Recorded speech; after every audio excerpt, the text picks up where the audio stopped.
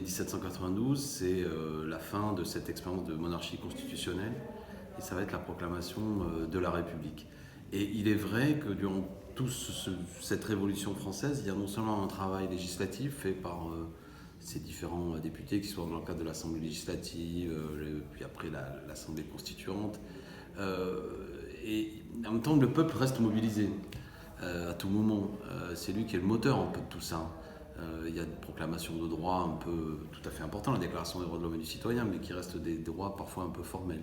Et le peuple, lui, veut que ces proclamations philosophiques deviennent des réalités politiques. Et sans doute que face à ces moments importants où le peuple est mobilisé, c'est ça que Robespierre veut nous dire, c'est qu'une nation n'existe dans la conception, on va dire, des Lumières de la nation, c'est-à-dire d'abord un pacte politique entre des gens qui décident de faire peuple en raison du fait qu'ils se rassemblent sur des principes et non pas sur des communautés religieuses, ethniques ou une couleur de peau similaire, mais bien sur la volonté de faire peuple sur la base de droits proclamés. La nation, c'est là où il y a des droits qui rassemblent tous les citoyens, et c'est lorsque le peuple se mobilise en l'occurrence pour faire cesser l'expérience de cette monarchie constitutionnelle qui se termine par la trahison du roi, que les choses soient claires. Si en 1792, c'est parce que ça se termine ainsi, c'est que le roi a cherché à fuir dans la fuite à Varennes, qu'on a voulu faire croire au mensonge de l'enlèvement du roi, ce qui n'est pas vrai, que le roi a conspiré contre le pays, et il y a cette mobilisation populaire. Donc oui, c'est le moment où la nation vraiment appuie toute sa richesse d'un peuple mobilisé. Il n'empêche, pour terminer, qu'il faut aussi des institutions politiques, démocratiques, qui fait du peuple un acteur, même entre deux rendez-vous électoraux, car le peuple ne peut pas être en permanence un état d'insurrection, si l'on entend par là un état de mobilisation. Donc c'est une tension, je pense qu'il ne faut pas réduire cette phrase, mais c'est vrai que lorsque le peuple se mobilise, généralement dans notre histoire de France, ça s'est vu après durant la Révolution française, c'est pour se défendre comme peuple souverain, c'est la question. Donc c'est une phrase à recontextualiser, il ne faut peut-être pas la voir uniquement comme un personnage ébouriffé qui ne serait que dans un état d'insurrection permanent, mais comme un homme qui sait que pour avoir des institutions démocratiques, elles doivent respecter la pleine souveraineté du peuple, et ça c'est souvent le peuple qui l'impose à ceux qui veulent lui retirer. Vous savez, l'histoire de France, comme toute histoire d'ailleurs, c'est une tension entre ces deux questions: qui est le souverain, le peuple ou le prince? C'est toujours la même question. Est-ce que le peuple a des droits qui lui permettent d'exercer un pouvoir de contrôle sur ceux qui gouvernent en son nom, ou est-ce que finalement cela se concentre à un seul individu? C'est une critique historique, mais qui peut avoir une certaine actualité actuellement sur des politiques parfois qui sont menées et que le peuple considère qu'elles ne sont pas menées en son nom. Et tout ça reste une volante actualité.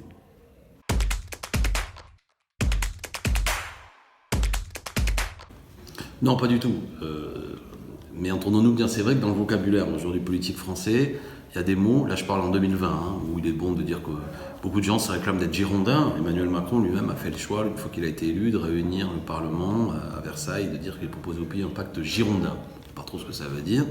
Et à l'inverse, parfois, il y a une espèce de critique qui est faite à nos institutions, qu'elles seraient ultra-jacobines ou hyper-jacobins.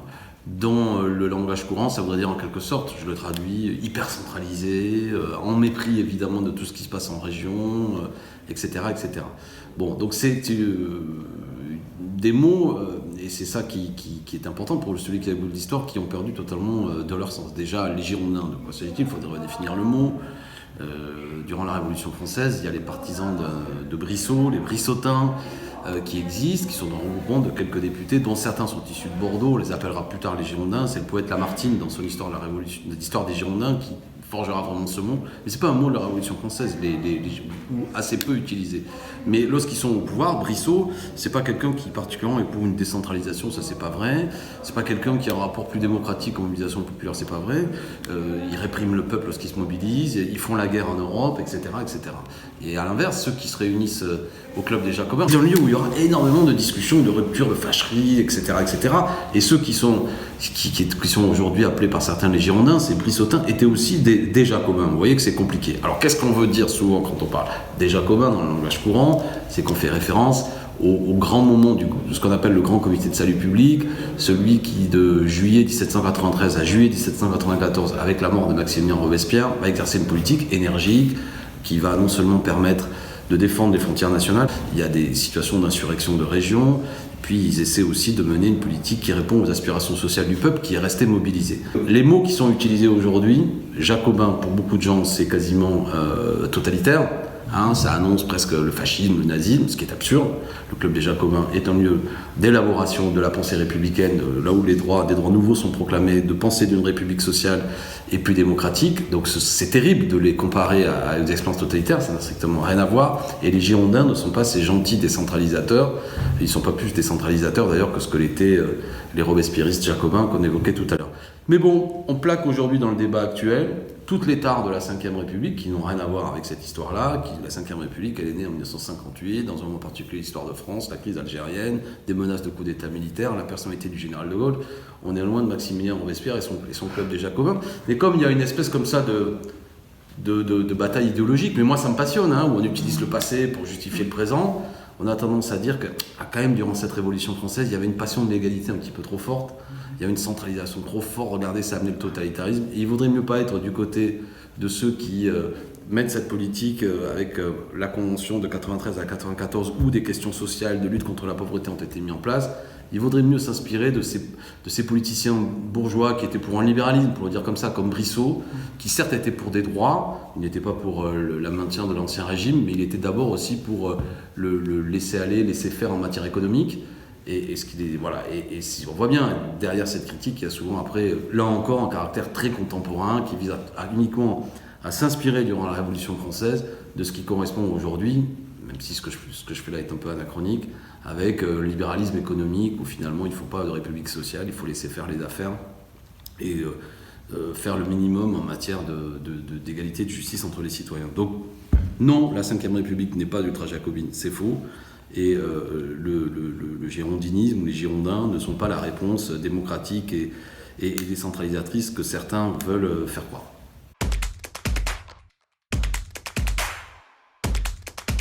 Vaste question. Si on était un peu taquin, on dirait tout livre est presque politique, parce qu'un roman, il peut être politique évidemment, et beaucoup de romans sont très politiques, c'est-à-dire qu'à un moment donné, dans une société, ils apportent un regard social, une critique, etc., ou une peinture sociale importante. Pour moi, actuellement, depuis que je suis député, moi j'étais un gros lecteur. J'avoue que depuis que je suis député, je lis moins.